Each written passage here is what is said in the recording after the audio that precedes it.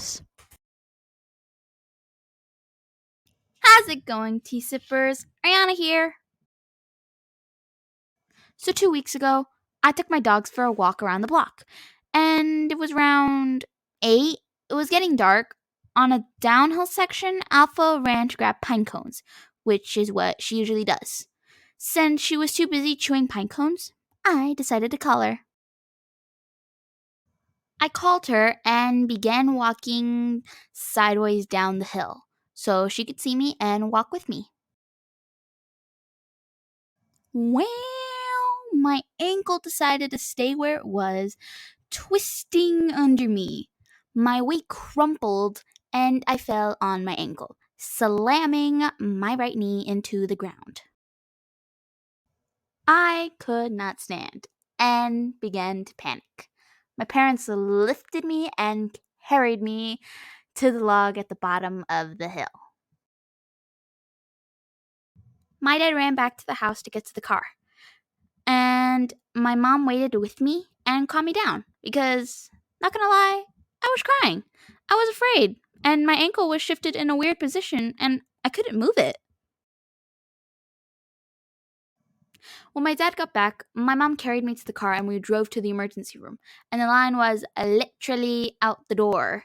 My parents asked just in case the line was for guests waiting, and the security guard was like, "Oh, this? Yeah, no, that's the line. Wait time is several hours."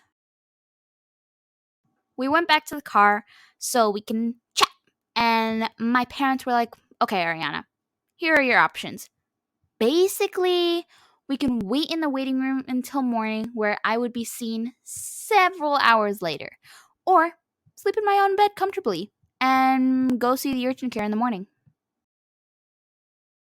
Yeah, no. I'd rather wait home for those hours since I hurt myself at 8:30 at night, and I'd rather sleep in my own bed.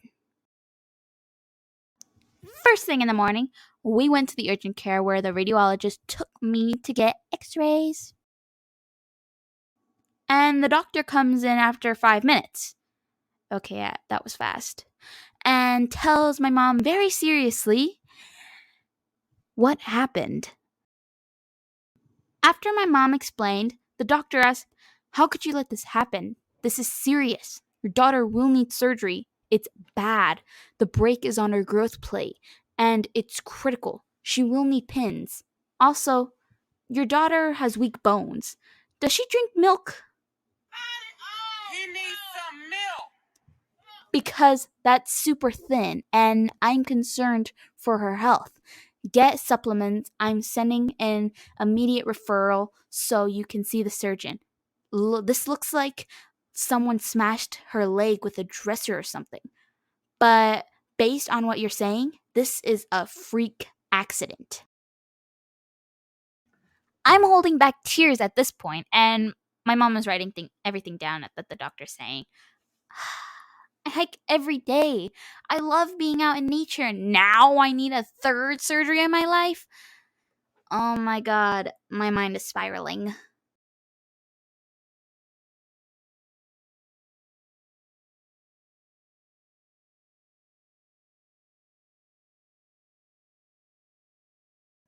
I was also told to stay off my foot. Well, how? They wrapped my leg up with a splint and gave me crutches and then sent me on my merry way. My parents knew I was upset. I was angry, I was sad, and all of the above. Then came all the questions. How do I get from here to there? How do I stay off my ankle? My parents searched every store possible and could not find an equipped store with a wheelchair and other items to help me stay mobile. Finally, come Sunday, my parents bought me a knee scooter and a wheelchair, and they were able to pick it up the same day. They took me outside to practice and then made me practice indoors to get used to navigating. It helped me regain my confidence because I don't want to be carried everywhere. I also don't want to be hobbling around crutches, bouncing my leg around. Monday comes around, and my mom is calling all day because no one is answering. Finally, she gets a hold of someone, and the nurse said, "Yeah, we see the x-rays. Mm-hmm. And we see the referral. Since it is urgent, we will get you first thing on Wednesday." Wednesday! It's only Monday! So, Tuesday passes, still in an uncomfortable splint that's causing pain.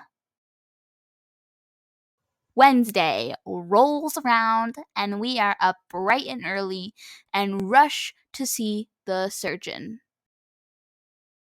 They take me back to get some new x-rays, where I was placed on a glass table that looked like a stage with a handle. I was instructed to put all my weight down on it so they can get better pictures. The surgeon comes in and asks the famous "What happened?" I explain the situation for the 100th time. He looks at me and he looks at my mom like he wants to laugh. The surgeon is holding back a laugh. I'm like, "Excuse me, sir, what is so funny?" He said, "The good news is you don't need to wear that splint anymore, and it's not broken." Clearly, my mom was not laughing like the surgeon, so his smile fades and clears his throat and explains this clearly not funny statement. Apparently, the urgent care doctor misread the x-rays and saw the line was my skeleton solidifying. Apparently, teens, such as myself, still don't have solid bones yet, like baby skulls. So it was not a break, and my bones are not weak. And the surgeon was open on Saturday, and accept walk-ins, meaning we could have gotten seen sooner, and I didn't need the wheelchair or knee scooter or crutches because my leg got the boot from the surgeon, so I can walk with said boot. Since it is a sprain, I need to wear the boot for 4 weeks and do physical therapy. So I am thankful that it's not broken and that I can walk with the boot. But disappointed how this played out.